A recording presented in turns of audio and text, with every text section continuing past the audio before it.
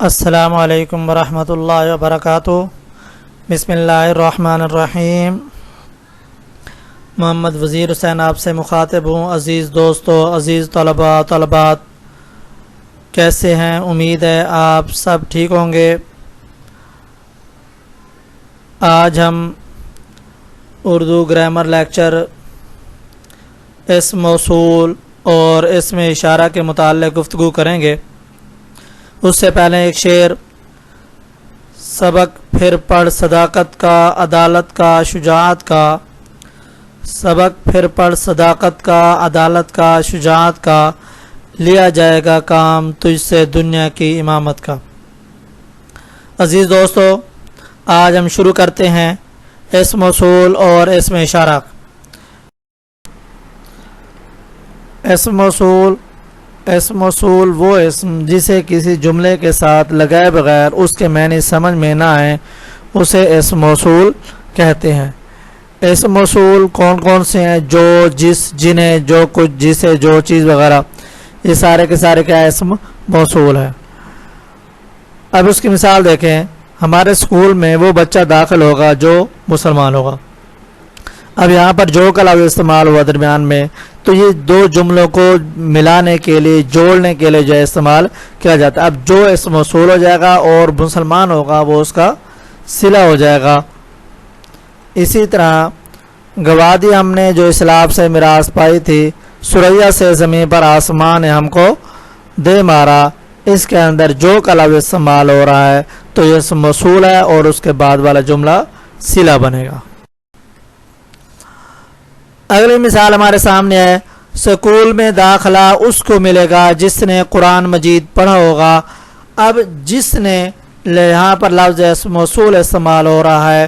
School میں داخلے کی شرط یہ ہے کہ وہ قرآن مجید پڑھا ہوا ہو۔ جس نے قرآن مجید پڑھا ہے اس کو داخلہ ملے گا، اس کے علاوہ کسی اور کو داخلہ نہیں ملے گا۔ تو یہاں پر لفظ جس کا استعمال ہو رہا ہے، یہ کس کے لیے استعمال ہو رہا ہے؟ یہ استعمال ہو رہا ہے اسم موصول کے طور پر۔ اگلی مثال ہمارے سامنے ہے۔ دکان پر جاؤ، جو چیز بھی مل جائے لے آنا۔ اب جو دکان پر جاؤ بھی مل جائے لے آنا، ٹھیک ہے۔ اب جو چیز کا لفظ استعمال ہو رہا ہے تو یہ اسم موصول کے طور پر استعمال ہو رہا ہے۔ آج اس نے مار کھا ہی لی ہے جسے ہم نے بہت مرتبہ سمجھا ہے، یعنی کہ ہمارے سمجھانے کے بعد وہ نہیں سمجھا تو آج وہ چتر کھا کے بیٹھ گیا ہے۔ تو جسے ہم نے بہت مرتبہ سمجھا، یہاں پر جسے کا لفظ استعمال ہو رہا ہے اسم موصول ہے۔ اگلا شعر ہمارے سامنے ہے۔ خدا نے آج تک اس قوم کی حالت نہیں بدلی، خدا نے آج تک اس قوم کی حالت نہیں بدلی، نہ ہو جس کو خیال اپنی حالت کے بدلنے کا۔ اب اس کے اندر جو ہے یہاں پر جو لفظ استعمال ہو رہا ہے، جس کو جو ہے وہ استعمال ہو رہا ہے تو اسم موصول کے طور پر استعمال ہو رہا ہے۔ آگے ہمارے سامنے ایک اور مثال۔ اے طائر لاہوتی اس رزق سے موت اچھی، اے طائر لاہوتی اس رزق سے موت اچھی، جس رزق سے آتی ہو پرواز میں کوتاہی۔ یہاں پر جس کا لفظ استعمال ہو رہا ہے یہ بھی اسم موصول کے طور پر استعمال ہو رہا ہے اور دو جملوں کو ملانے کے لیے استعمال ہو رہا ہے۔ تو یہ اسم موصول تھا۔ تو اسم موصول کے بارے میں جو، جس، جنہوں نے، جو چیز، یہ لفظ جو استعمال ہوں گے یہ دو جملوں کا ربط جوڑنے کے لیے جو ہے وہ استعمال ہوتے ہیں۔ عربی کے اندر الذی، الذین وغیرہ جو ہے وہ استعمال ہوتے ہیں۔ اب ہم شروع کرتے ہیں اسم اشارہ۔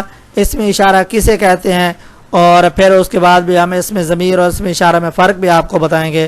اسم اشارہ کسے کہتے ہیں؟ اسم اشارہ وہ اسم جس سے کسی چیز کی طرف اشارہ کیا جائے، یعنی کہ جو متکلم ہے، وہ جو اپنا کلام کر رہا ہے وہ اشارہ کرے گا۔ اگر قریب کی چیز ہے تو اس کے لیے یہ کا لفظ استعمال کرے گا، اور اگر دور کی چیز ہے تو اس کے لیے وہ کا لفظ استعمال کیا جائے گا، لیکن اشارہ کرنا جو ہے وہ ضروری ہوگا۔